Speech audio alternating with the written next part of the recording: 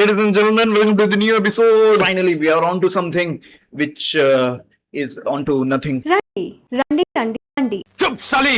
देखो, मैं easily roast वगैरह करता नहीं हूँ किसी का। मैं चाहता ही नहीं कि किसी के ऊपर कोई टिप्पणियां करूँ, कोई अपने अपने ओपिनियन उसके ऊपर थोपूं। बट ये टॉपिक के ऊपर वीडियो बनाना पड़ा भाई, क्योंकि इस टॉपिक से जुड़े कुछ ऐसे ट्रिगरिंग पॉइंट है ना, जिसको एड्रेस करना बहुत ज्यादा जरूरी हो गया है। We are talking about Divija Bhasin, ये यही नाम है ना। स्क्रिप्टिंग वगैरह भाई देख रहे हो, consistency plus scripting. Subscribe.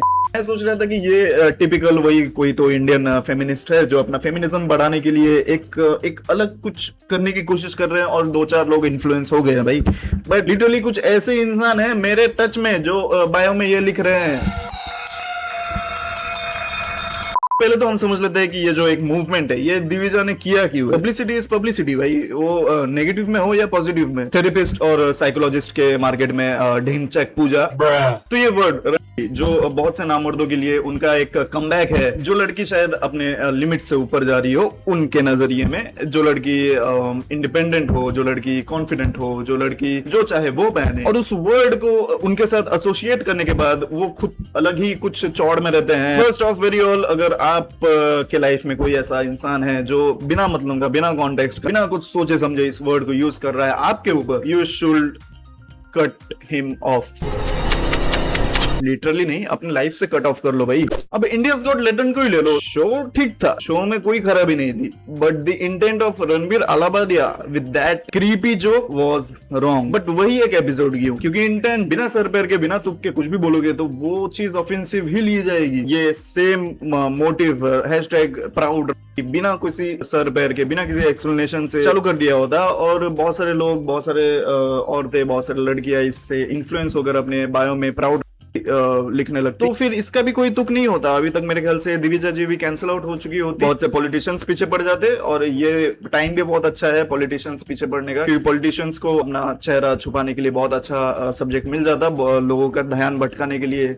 But ये मोटिव के पीछे उनका एक एक्सप्लेनेशन भी है कि ये जो वर्ड है, मर्द जात समझते हैं कि इस वर्ड में इतना ज्यादा पावर है कि हम सीधा सीधा डिफेम कर सकते हैं किसी भी औरत को, किसी भी औरत की इज्जत को उछाल सकते हैं ये एक वर्ड बोल के। क्यों ना हम इस वर्ड को ही इतना नॉर्मलाइज कर दे कि इसका जो एक पावर होल्ड करके रखता है ना, किसी भी लड़की या औरत का डिफेम करने का, किसी भी लड़की को डिसरिस्पेक्ट करने का, तो वो पावर ही निकल जाए भाई इस वर्ड से। हम इससे इतना ज्यादा नॉर्मलाइज कर देंगे। और बड़े बड़े सेलिब्रिटीज जैसे कि विराट कोहली की बहुत बड़ी देन है कि आज छोटे छोटे बच्चा भी बहन बोलने लगता है भाई। किसी भी चीज में, किसी भी कॉन्वर्सेशन में हम बहन बोल देते हैं, माता बोल देते हैं। उसका भी एक इंटेंट है। अगर हम उस इंटेंट के साथ सामने वाले को बोलेंगे, सामने वाला उसको ऑफेंसिवली लेता है या फिर नहीं लेता, वो उन दोनों के बीच में कॉन्फ्लिक्ट है। पर क्या इस इंफॉर्मेशन का कोई तुक बना?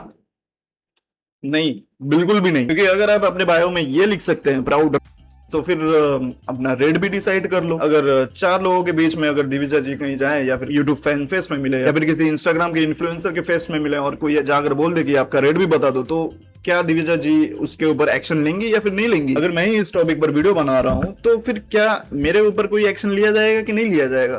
तो ये वर्ड नॉर्मलाइज हो भी गया, बहुत से औरतें इस वर्ड को नॉर्मली लेने भी लगे। कोई बोल रहा है उनको कोई फर्क नहीं पड़ रहा, पर उन लड़कियों का क्या जो इस चीज को जानती ही नहीं है शायद। और नहीं, मैं उन लड़कियों के बारे में बात नहीं कर रहा जो बहुत ज्यादा सीधी सादी रहती हैं, गाँव की रहती हैं, और ये वर्ड बोलने पर वो बहुत ज्यादा अफेक्ट हो जाएंगी, उन्हें बहुत ज्यादा हर्ट हो जाएगा। मैं इन लड़कियों के बारे में बात नहीं कर रहा हूँ, शायद उन तक भी पहुंच जाए ये चीज, वो भी नॉर्मलाइज कर ले। बट मैं उन लड़कियों की बात कर रहा हूँ जो कि छोटे हैं, अभी तक 18 साल के भी नहीं है। मैं बात कर रहा हूँ इनकी। इस लड़कियों को मालूम भी नहीं है ये जो वर्ड है, ये कितना कुछ एक्सप्लेन कर रहा है, उसके कैरेक्टर के बारे में कितना ज्यादा अफेक्ट कर सकता है। फर्स्ट ऑफ ऑल 12, 13, 14, 15 साल की लड़कियों को सोशल मीडिया पे आने ही नहीं चाहिए। ये बैड पेरेंटिंग का बहुत अच्छा एग्जांपल है यहाँ पे। और ये उनकी फूटी किस्मत होती है कि सोशल मीडिया पे आने के साथ साथ इनके फर्स्ट इंटरेक्शन ही यही रहते हैं, क्योंकि इंस्टाग्राम पे ज्यादातर यही लोग फेमस है फीमेल कंटेंट क्रिएटर्स में। वो सेटअप वाली बोल दो, या फिर रेड क्यूट लिटिल फ्लैग्स वाले बोल दो, या फिर ऑकवर्ड गोट, यही सब इनके फीड में भरे रहते हैं भाई। बहुत ही आसान है भाई, बहुत ही आसान है इंडिया में इन्फ्लुएंसर बनना है। एक बकचोद बोल्ड कदम लेना है, बस आपको 2-3 लोगों को इन्फ्लुएंस करना है, और बस आप आ गए टॉप इन्फ्लुएंसर्स में, आप आ गए इंडियन क्रिएटर्स में।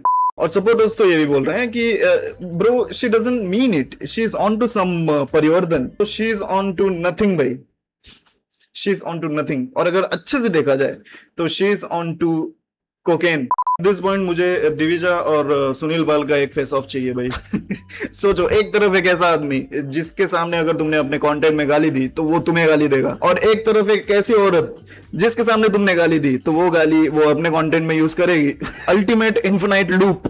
तो ऑल इन ऑल यही है कि अपने दिमाग के दो सेल्स थोड़े एक्टिव करो, मत करो इसे। ये दिविजा जी को अगर ये जस्टिफाइंग लग रहा हो तो वेल एंड गुड, कॉन्ग्रेचुलेशंस, आपका मोटिव आपके साथ ही रहे। बट ना हो सके उतने लोगों को बताना चाहूंगा कि ये चीज मत करो भाई, इसे नॉर्मल करोगे तो क्या पता कल को तुम्हारे घर में भी छोटे छोटे बच्चे इस वर्ड को यूज करने लगे भाई। और खुद से एक सवाल पूछो कि क्या हम इस वर्ड को सच में एक्सेप्ट कर पाएंगे जैसे दिविजा जी सोच रहे हैं। सो या this was my take on this topic.